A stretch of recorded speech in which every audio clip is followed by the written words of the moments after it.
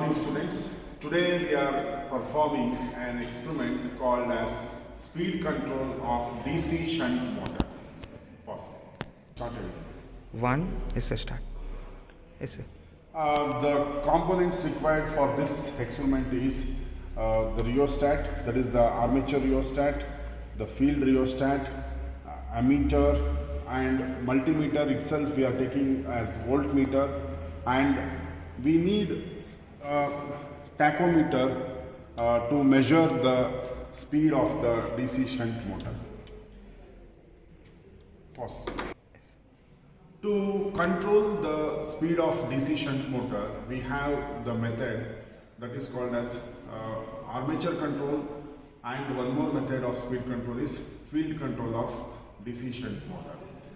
If you want to run the motor slightly above the rated speed, then we can go for the field control method of speed control of DC shunt motor.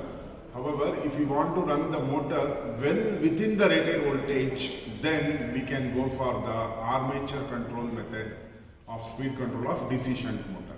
Today we are performing an experiment on field control, also an experiment on the armature control method of armature control based speed control of DC shunt motor. Start. Now I have made the connections of the speed control of DC shunt motor like same as per the circuit diagram. You all know that this is an armature rheostat, and this is basically 38 ohms rheostat, and as you all know that armature rheostat should be kept in cut-in position, so I have kept this in cut-in position. So when you start the experiment, you should start varying this armature rheostat from cut-in position towards cut-out position, and then you start vary this field rheostat which is there in cut-out position slightly towards cut-in. By that time we are able to attain the rated speed. But however, that is not the requirement here. Here we have to control the motor, speed of the motor. So for that, if we are required to control within the rated voltage, within the rated voltage, if we are able to control the speed of the motor, then go for the armature control method, and for that armature control method, fix the field rheostat to some value of field current, say 1.2 amps or 1 amps or whatever is mentioned in the question bank which is given in the examination. For example, if it is mentioned fix the field current at 1.2 amps in the question bank, then you vary the field rheostat in such a way that the field current is fixed to 1.2 amps, and then start varying the armature rheostat so that you are able to control the speed of the motor well within the rated voltage. Pause.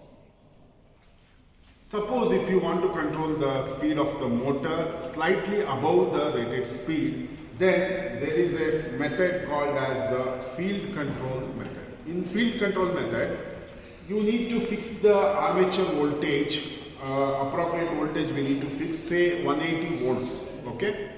So, or 200 volts or 205 volts, whatever is mentioned in the question bank, you fix the voltage, say 180 and above only you are able to fix. So I am taking 180 or 185 or 200 volts, you fix that, and then after fixing the voltage, that is armature voltage, using the armature rheostat, don't touch the armature rheostat, just operate the field rheostat in such a way that the speed of the motor can be controlled slightly above the rated speed. You know the rated speed of this motor is 1500 rpm, and which is mentioned just behind the motor, that is on the nameplate details. Now I will take you to the nameplate details of the motor. The nameplate details of the motor is as shown, that is the voltage 230 volts, current 9 amps, and HP, that is 3 HP or kilowatt 2.2, and the rated speed of this is 1500 RPM, and the insulation class, that is class B, and the frame size 132 millimeter, excitation 220 volts bar 0.7 cost. Please note, in this we are not worried about the insulation class, we are only worried about the rated voltage, current and the rated speed that is in this experiment. We are performing the armature control method of speed control of DC shunt motor. Now let us see how we perform that. I am fixing the field current to 1 amps exactly. Now we'll start.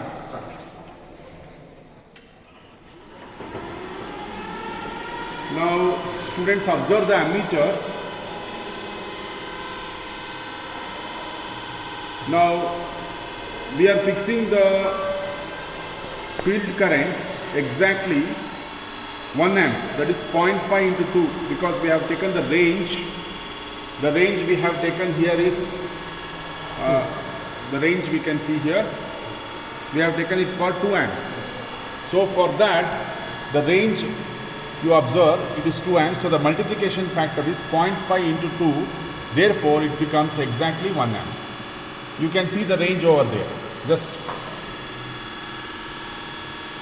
now the range what we have taken is 0 to 2 amps in the ammeter. So 0.5 into 2 is exactly 1 amp. So we have fixed the field current to 1 amps, and now we are not touching the field rheostat. We are only varying the armature rheostat in such a way that that voltage is varied up to the 220 volts, that is the rated voltage. Okay, slightly less than 220 volts we are varying the armature rheostat.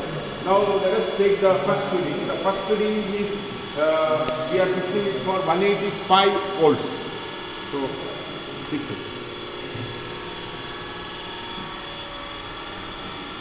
Now we are getting 185 volts, that is the armature voltage. We have adjusted the rheostat, armature rheostat in such a way that the voltage across the armature measures exactly 185 volts. And the field current remains the same. Now we'll note down the speed of the motor at this point of time. That is that armature voltage is equal to 185.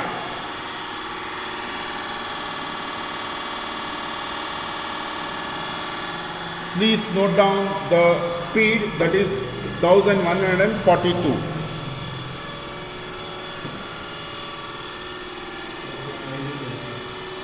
Now we are fixing the voltage, that is armature voltage, to 190 exactly, and the corresponding speed at armature voltage of 180.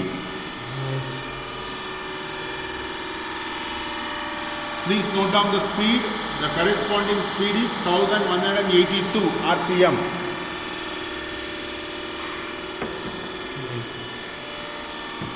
Now we are fixing the armature voltage to 200 volts. Exactly 200 volts. The corresponding speed of the motor at 200 volts is 1250 RPM exactly.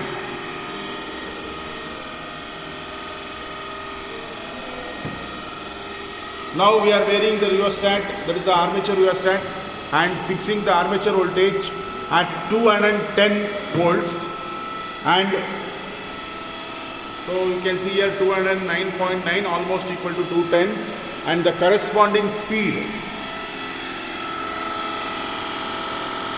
is 1314 RPM.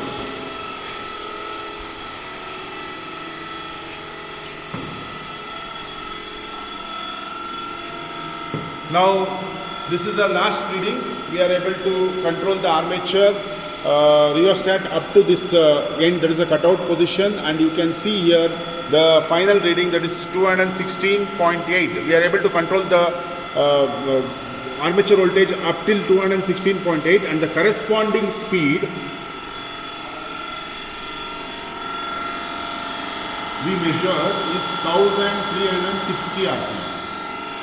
So this finishes the armature control, that is the armature control method of speed control of DC shunt motor. Now I am bringing the rheostat exactly to the initial positions.